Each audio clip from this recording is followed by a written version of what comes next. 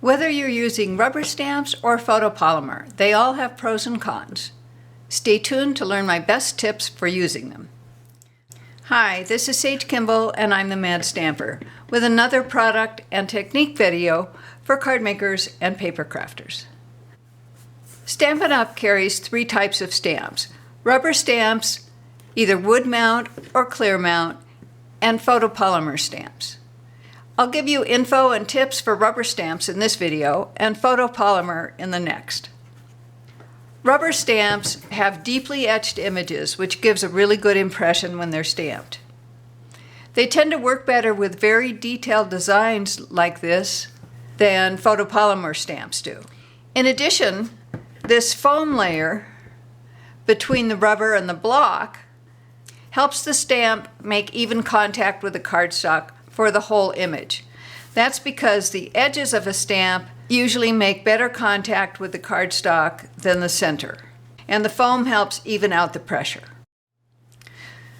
Rubber stamps come ready to mount. With wood mount stamps, you'll mount them permanently on wood blocks that are included in the stamp set. Clear mount rubber stamps are to be used with clear blocks, which are not included with the stamps. Both styles come with a clear label that you can add to the back of the wood block or the back of the stamp for clear mounts. My preference for rubber stamps is clear mount. You save almost 30% when you aren't paying for all those wood blocks. You'll need to invest in an assortment of clear blocks, but you'll use them over and over with all your clear mount and photopolymer stamps. Stampin' Up! Sells clear blocks individually or in a bundle for a savings of 10%. In the catalog, the online store, and the stamp set, there's a list of the suggested size blocks that you'll need for that set. This clear mount block template is really helpful if you've bought stamps that didn't indicate the sizes that they need. I've provided a link where you can print this out on vellum, so you can place the drawing over any stamp you want to use and see which size block you're going to need. I also love that clear mount rubber stamps take up much less room on my shelf than the wood mount. One downside of clear mount stamps is that they don't stick well to the clear blocks.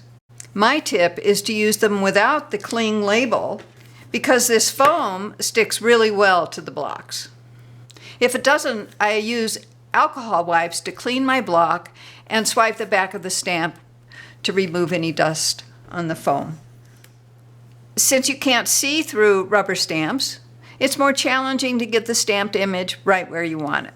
So you need a stamp positioner like the Stamp-A-Majig. You can see a video on how to use it by clicking on the link in the upper right-hand corner of the video player. With many clear mount stamps, you can position them without the Stamp-A-Majig if there's a straight line of rubber at the bottom. One disadvantage with clear mount blocks is that they have curved corners and it's easier to fudge when you place them in the corner of the Stamp-A-Majig.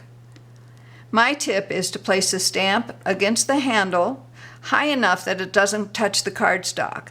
Then you can adjust the position until you're sure both sides are snug against the angle of the handle. Then press down. That means that wood blocks with their square corners have the advantage of being easy to position with the Stamp-A-Majig. Another advantage of wood mount stamps is that they're ready to use without looking for a block. Here's one of my tips. If you have a wood mount stamp that you use a lot, you can stamp the image on a piece of window sheet and keep that right in the stamp case. That way you won't have to stamp it on the Stamp-A-Majig image sheet every time you use it, because of course it's going to get washed off between uses. You can't do this with clear mount rubber stamps because every time you put the stamp on a block, it's going to be in a little different position.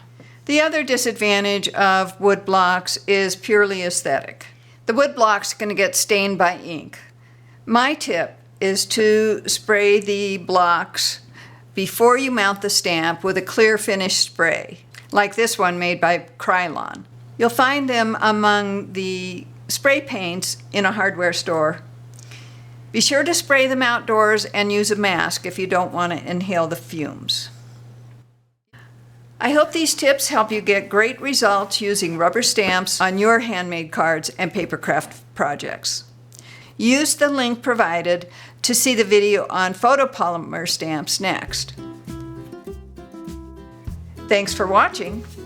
For more inspiration and instructions, be sure to sign up for my newsletter at www.stampingmadly.com.